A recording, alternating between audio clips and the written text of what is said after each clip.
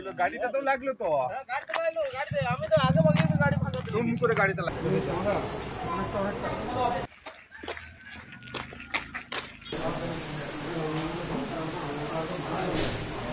ঝামেলা চলছিল, দুই পক্ষে আমরা থামাচ্ছিলাম। থামানোর পরে আমাদের বলছে আপনাদের আসামি ধরতে হবে। আসামি আমরা ধরলাম, ধরার পরে ওদের একটা ছেলে দাঁড়িয়ে ছিল, আমরা ধাক্কা সরিয়ে দিয়ে আসামিটাকে বের করে নিয়ে এসেছি।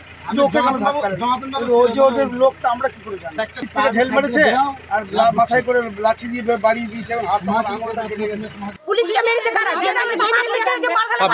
পাবলিক মেরেছে। মারা হয়নি, প্রথম মারা হয়নি, ওরা আগে পুলিশ আগে মেরেছে, তারপরে পাবলিক মেরেছে। পুলিশকে সবাই মারছে।